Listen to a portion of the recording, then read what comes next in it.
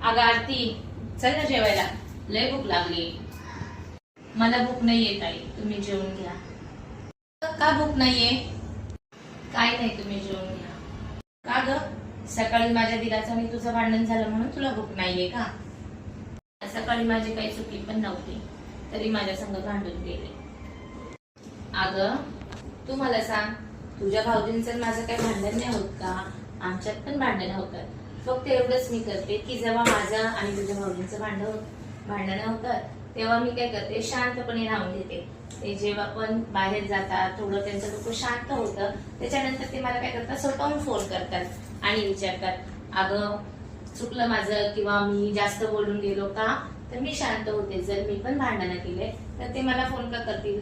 तुला तर माहितीच आहे, तू रोजच बघते आमचं कसं भांडणं होतात, कधी आम्ही रागवतो, कधी मी बोलते का काही?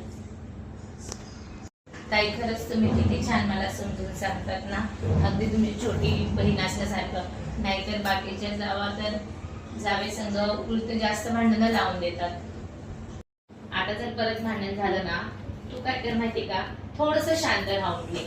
बघ तू, माझ्या दिदाचं मन मला माहितीये, त्याच्यानंतर ते काय करतील माहितीये का, तुला परत ते कॉल करतील. जर बाहेर गेले ऑफिसला वगैरे तर ते तुला कॉल करतील, सांगतील तुला की सॉरी वगैरे जर बोलले तर तू शांतपणे, जेव्हा त्यांचं डोकं शांत होतं किंवा ते तुझं ऐकत नाही तेव्हा काय कर, मग तेव्हा ते शांत झाले का, मग तू त्यांना समजून सांग की कशामुळे झालं किंवा काय तुझी चुकी झाली किंवा त्यांची काय चुकी होती. तू त्यांना एकदा नेमकं असं समजून सांग बघ, आणि ते तुला सॉरी पण बोलतील आणि तुला जे आवडतं ऍक्सेंट ते येताना तुला ऍक्सेंट पण घेऊन येतील.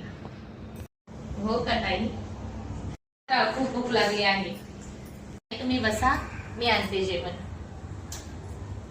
माझ्या जावेसारखी जाव जर सगळ्यांना भेटली तर त्या घरामध्ये भांडणं कधीच होणार नाही.